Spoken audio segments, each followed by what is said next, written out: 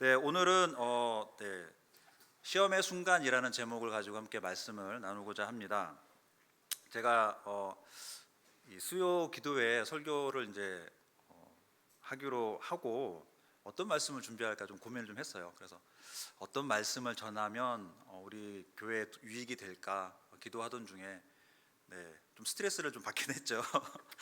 그러다가 제가 우리 교회 처음 부임했을 때 했던 설교를 해야 되겠다라는 생각을 좀 하게 됐어요. 처음 제가 제자들 교회 왔을 때 처음 했던 그 설교, 물론 청소년부에서 했거든요.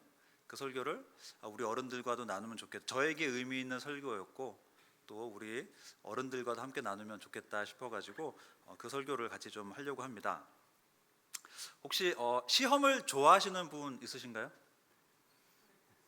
네, 신기하죠? 저는 이제 오늘도 학원에서 아이들을 이제 가르치고 왔는데요. 학원에서 시험을 매일 봅니다. 그러는데 시험을 좋아하는 친구는 거의 본 적이 없어요. 100명 중에 한 명 있을까 말까? 시험 준비가 철저하게 준비된 친구들 빼고는 거의 대부분이 시험을 좋아하지는 않아요. 하지만 재미있는 건 뭐냐면 시험에 익숙해는 지더라고요. 시험 보는 거에 대해서 거부감이 점점점 줄어드는 그런 모습들을 봅니다. 우리도 모두 사실은 시험에 익숙해지지 않지만 계속해서 시험을 보고 있습니다. 초, 중, 고, 대학생이 돼도 계속해서 시험을 보죠. 학교를 졸업하면 어떤가요? 자격증 시험 봐야 되죠. 뭐 어학 시험 점수도 만들어야 되죠. 또 취업을 위해서 여러 가지 시험, 면접을 보게 됩니다. 취업을 하게 되면 어떤가요? 시험이 없나요? 네, 계속해서 있죠. 승진 시험도 있고 또 다른 곳에 이직을 하려면 그런 부분도 준비해야 되고 계속해서 시험을 봅니다. 결혼도 하나의 시험인 것 같아요. 좋은 사람을 만나는 것, 물론 결혼하고 나서 더 많이 시험 들죠.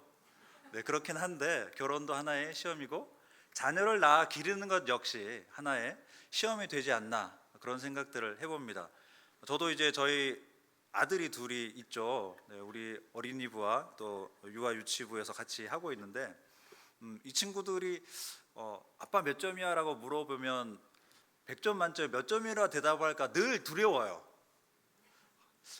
10점은 안 나오겠지? 막 네, 물어보지는 마시고 우리 자녀들이 어떻게 보면 나의 시험 점수다라고 이렇게 볼 수도 있을 것 같아요.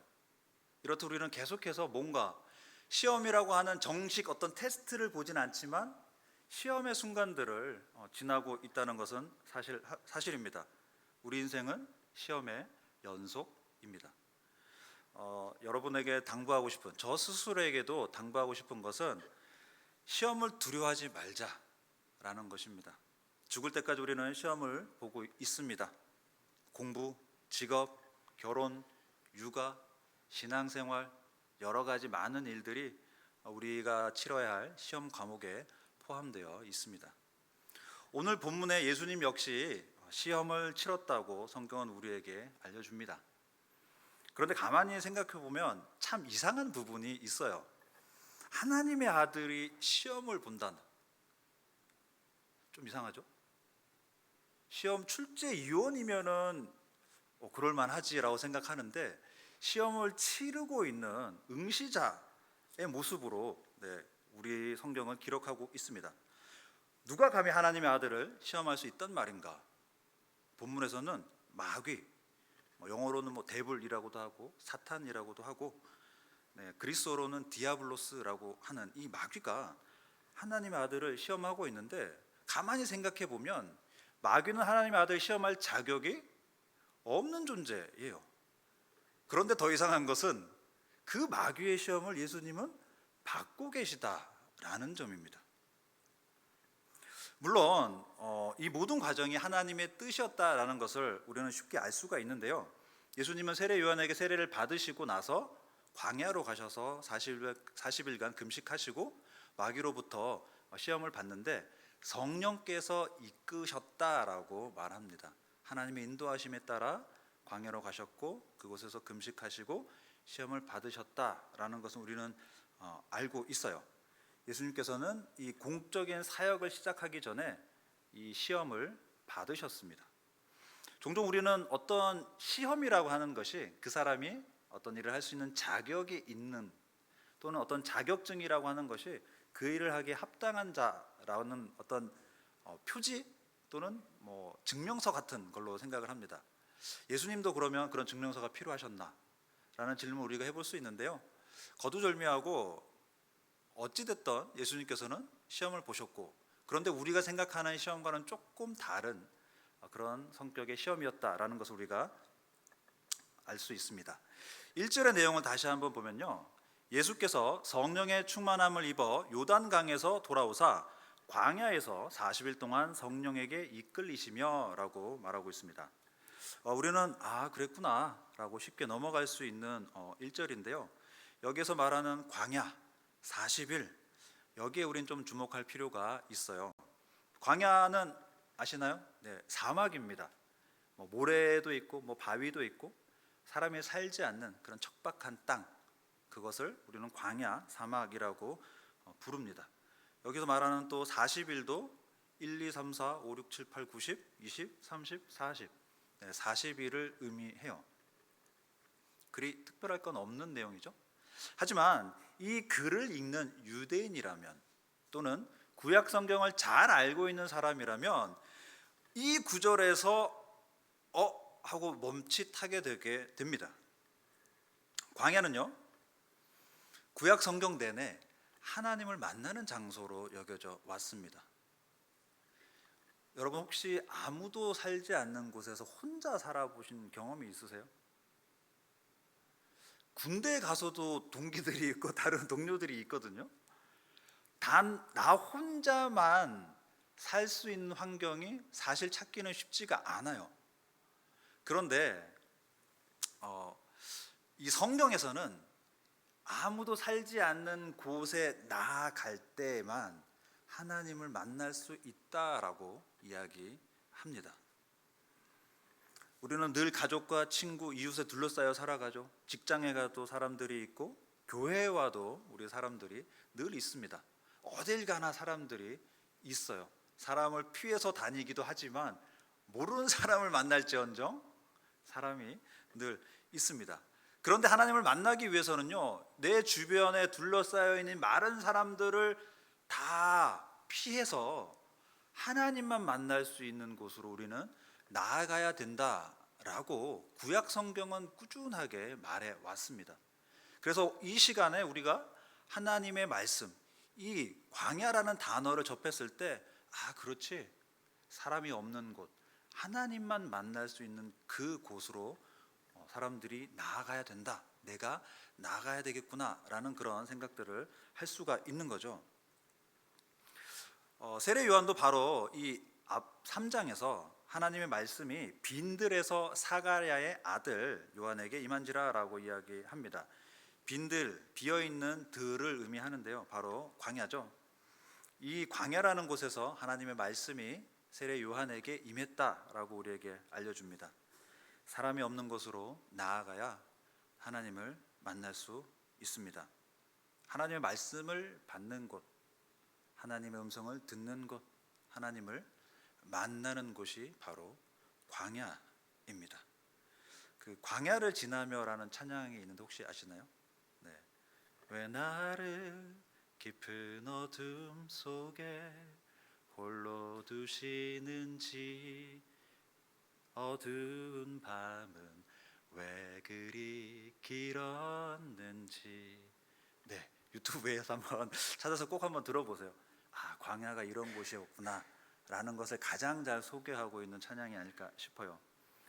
광야, 사람이 없고 외로운 곳, 나의 고민, 고통, 나의 힘듦을, 나의 외로움을 누구도 알아주지 않는 그 순간, 그 장소, 그곳이 어쩌면 우리에게는 광야 같은 장소일지 모르겠어요.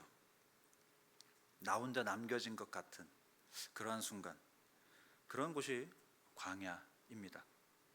그런데 그러한 곳은, 오히려 그러한 힘든 시간은 하나님을 만날 수 있는 아주 좋은 그런 순간이 되기도 합니다. 힘든 시간, 그런 힘든 상황 가운데서 하나님을 만날 수 있고 하나님을 바라볼 수 있다고 성경은 계속 우리에게 말해주고 있어요. 그럴 때 우리는 기도할 수 있고, 그럴 때 우리는 하나님의 말씀을 통해 주님을 찾을 수가 있습니다. 매일의 일상 중에 우리는 여러 가지 문제 가운데 살아갑니다. 부모 자식 간의 관계에 문제가 생기는 경우도 있고, 이웃과의 관계에서, 일하는 사람들, 동료들과의 관계의 문제뿐만 아니라 여러 가지 직업적인 문제, 육아의 문제, 또는 재정적인 문제들, 또는 건강의 문제까지 많은 문제들에 우리는 둘러싸여 있습니다. 그런 문제 때문에 가슴 아프고 힘들어하는 그 순간, 아무도 내 이 아픔, 나의 고통을 이해 못할 것 같다라고 느끼는 그 순간, 그때가 우리에겐 하나님을 만날 수 있는 광야입니다. 예수님도 바쁜 사역의 중간중간 하나님을 만나기 위해서 한적한 곳, 사람이 없는 곳으로 나아가셨다고 성경은 말합니다. 누가복음 4장 5장에 이어서 계속 이렇게 이야기해요. 날이 밝음에 예수께서 나오사 한적한 곳에 가시니, 5장에서는 예수는 물러가사 한적한 곳에서 기도하시니라. 바쁜 일상 중에서도 우리는 우리의 한적한 곳을 찾아야 합니다. 내가 의도했던 의도하지 않았던 간에 한적한 시간, 뭔가 외로운 시간, 힘든 순간, 주님을 바라볼 수 있는 그 순간을 우리는 찾아야 합니다. 우리의 골방이라고 할 수 있는 내 방이 있다면, 또는 새벽 기도의 자리, 때로는 아무도 나를 알아보지 못하는 조용한 카페도 괜찮습니다. 그 순간 우리는 하나님을 찾아보고 하나님의 말씀과 기도 가운데 주님을 바라볼 수가 있는 것입니다. 그리고 예수님은 40일간 금식했다고 우리에게 이야기해줘요. 40일 하면 과연 가능해? 간혹 40일 금식했다는 이야기가 들려오기도 하죠. 혹시 금식을 좀 해보신 적이 있으신가요? 네, 저는 한 7, 8년 된 것 같아요. 네, 결혼 직전에 이제 금식을 3일 금식을 이제 했는데 아주 놀라운 경험을 제가 했습니다. 하루 동안 이제 밥을 안 먹어 보신 적 있으세요? 그러니까 가족이 없어서, 엄마 아빠가 또는 자녀들이 없어서 혼자 집에 있는데 그냥 뭐 소파에 누워가지고 TV 보다가 굴러다니다가 마침 밥도 없고 뭐 먹을 만한 반찬도 없고 시켜 먹자니 혼자 다 못 먹을 것 같고 라면 끓이기도 귀찮고 의도치 않게 하루 동안 금식을 하는 경우들은 많이 있잖아요. 그렇죠? 뭐 속이 안 좋을 때도 있고. 그런데 하루 내가 금식해야지 하는 것은 완전히 차원이 다릅니다. 하루 금식을 내가 작정을 하고 딱 시작을 하면 정말 하루가 딱 지나면 먹을 생각밖에 안 나요. 제가 3일 금식을 할 때 3일 금식 끝나면 뭐 먹어야지 막 리스트가 쫙 나옵니다. 이거 제일 먼저 뭐 먹고 이렇게 막 순서를 막 와요. 그러다가 아주 놀라운 경험을 하는데요. 그 흰 쌀밥만 먹어도 너무 맛있겠다. 거기에 김치 하나만 딱 얹어가지고 먹으면 진수성찬이 따로 없겠다라는 그런 생각을 하게 됩니다. 더 놀라운 거는요, 그 흰 쌀밥의 맛이 느껴져요. 아무것도 음식이 없는데 그 씹히는 김치의 그 아삭거림, 그것이 생생하게 경험됩니다. 아주 놀라운 경험이죠. 네, 굉장히 은혜로운 결말을 기대하셨다면 죄송하고요. 네, 여러분 모두 이 3일 금식을 저는 해보시기를 추천드립니다. 네, 이 아무 음식이 없는 데서 밥 맛이 느껴지고 김치의 식감이 느껴지는 그 놀라운 경험들을, 그 고통을 한번 여러분도 경험해 보시면 어떨까. 네, 저만 당할 수는 없죠. 네, 해보시면 좋을 것 같은데 40일간 예수님께서 금식을 하셨다라고 하는 것은 사실 우리의 경험, 우리의 계획, 이성을 넘어서는 인간의 영역은 아닙니다. 40일 금식을 우리에게 하라고 성경이 이야기하고 있는 것은 아니란 얘기예요. 이 하나님의 도움 가운데 예수님께서 40일 금식을 하셨다라고 우리는 그렇게 이해하면 됩니다. 물론 현대에도 40일 금식을 시도하시는 분들이 계세요. 그러다가 건강이 위독해지기도 하고 또 때로는 생명을 잃는 그런 경우까지도 우리는 보게 됩니다. 그런데 우리에게 40일 금식을 해야 된다라고 알려주는 것이 아니다라는 것을 우리가 좀 기억해 보면 좋은데요. 40일 금식이라고 이야기하면 유대인들은 바로 떠올리는 한 사람이 있어요. 바로 모세죠. 모세가 하나님의 말씀을 받기 위해서 40일간 물도 음식도 먹지 않고 하나님과 대화하고 만났다라는 것을 성경은 기록하고 있습니다. 40일간 예수님이 시험 받으셨다? 금식하셨다라고 하면 모세? 이 40일 금식은 하나님으로부터 모세가 말씀, 율법을 받은 것처럼 예수님께서도 하나님의 말씀을 받으신 분, 모세의 뒤를 이어서 성경이 예언하고 있는 바로 그분이라는 사실을 우리에게 알려주고 있는 것입니다. 그래서 이 40이라고 하는 그 숫자는 우리가 예수님이 바로 하나님께서 택하신 그 선지자셨구나라는 것을 기억하는 도구입니다. 그런데 오늘 본문을 보게 되면 이 40일간 하나님의 말씀을 받고 하나님과 교제하는, 다른 사람이 없는 하나님만 바라보는 그 광야라는 장소에서 불청객이 한 명 있습니다. 누구죠? 바로 마귀입니다. 하나님을 만나는 그 자리에 마귀가 같이 있다? 상상이 되시나요? 예수님이 받은 시험에 대해서 우리가 생각해 볼 문제가 참 많지만 여기 등장하는 마귀는 예수님에게 어려운 것을 시키고 있지 않아요. 어떻게 보면 예수님에게 유리한 것을 요구합니다. 배가 고프니까 생명 연장을 위해서, 건강을 위해서 돌을 떡으로 만들어 드셔라. 예수님에게 유리한 것처럼 보입니다. 또 마귀가 나에게 절하면 이 천하만국의 부귀영화, 권세를 너에게 주겠다라고 이야기하죠. 잠깐 이렇게 살짝 굽히면 되는 그런 일을 통해서 이 모든 부귀와 영화, 권세를 얻는다라고 한다면 굉장히 유리해 보입니다. 그리고 성전 꼭대기에서 뛰어내려 봐라라고 요구하죠. 하나님이 도와주시나 보자. 우리도 가끔 그렇죠. 주님, 이 기도 들어주셔야 됩니다. 주님, 저 30일 작전 기도 들어갑니다. 응답하셔야 됩니다. 이거 무조건 들어주셔야 됩니다라고 할 때 있죠. 마귀는 예수님 앞에 나타나서 예수님께 불리해 보이는 어떤 것을 요구하지 않아요. 마귀는 절대 이 무시무시한 뿔 달린 모습으로 등장해가지고 너 이번 주에 교회 나가면 큰일 날 줄 알아, 가만 안 둘 거야 라고 우리를 협박하지 않습니다. 마귀는 절대 우리를 두렵게 하고 우리를 겁먹게 하지 않아요. 오히려 마귀는 우리에게 굉장히 매력적인 모습으로 나타납니다. 굉장히 좋아 보이는 어떤 것을 들고 우리에게 나타나는 거죠. 오늘 우리의 삶에도 마찬가지예요. 마귀가 꿈에 짠 하고 이렇게 나타나서 야, 오늘 좀 피곤하지 않아? 한 주간 너무 힘들지 않았어? 컨디션이 안 좋은데 이 상태로 예배 가서 제대로 예배 드릴 수 있겠어?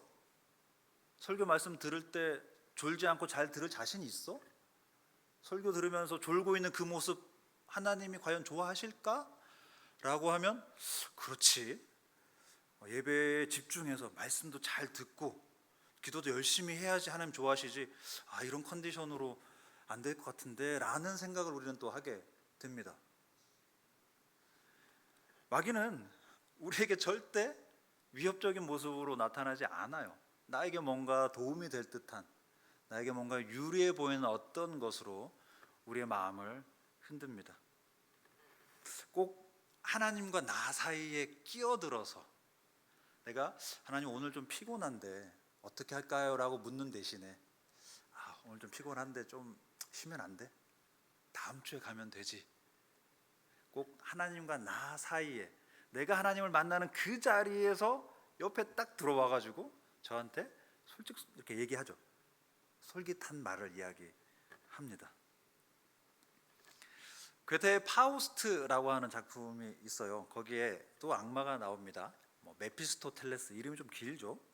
이 악마는 이 파우스트에게 달콤한 제안을 합니다. 그래서 파우스트가 하는 일을 도와주고 그가 유명해지게, 그가 부자가 되게, 그가 하려고 하는 일들을 다 도와줘서 성공한 인생을 살 수 있도록 도와줍니다. 물론 이 악마 메피스토텔레스에게 지불해야 되는 대가는 이 파우스트의 영혼입니다. 이 괴테가 이 작품을 쓰면서 우리에게 말해주고 싶은 이야기는 어떻게 보면 우리가 누리고 있는 많은 것들보다 가장 중요한 것은 사실 우리 영혼이 아닐까, 그것을 말하고 싶은 것은 아닐까 생각해 보게 됩니다. 만약 주일 아침이 됐는데 이 메피스토텔레스가 딱 나타났어요, 우리 앞에. 그러면서 이렇게 제안을 합니다. 오늘 너 좀 피곤해 보이는데 이번 주 쉬고 다음 주에 가라. 건강을 회복하고 지금 힘든 일도 많고 어려운 상황이지 않냐. 대신에 내가 100만 원 줄게. 이렇게 얘기하면 어떻게 하시겠어요? 100 받고 일주일 쉬었다가 다음 주에 건강한 모습으로 나가 일석이조. 아싸. 뭐 이렇게 할 수 있겠죠? 그러다가 아니야.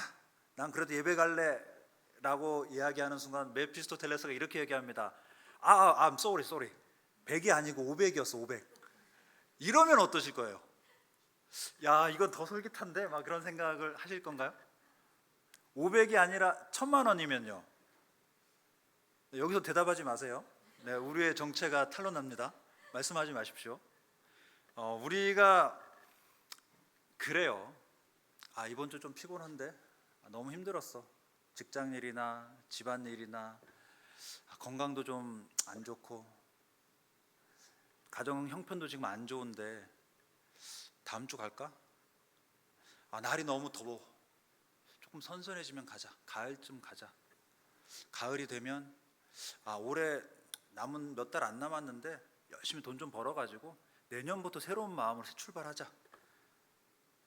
한 주가 한 달이 되고 한 달이 1년이 되고 1년이 지옥으로 가게 됩니다.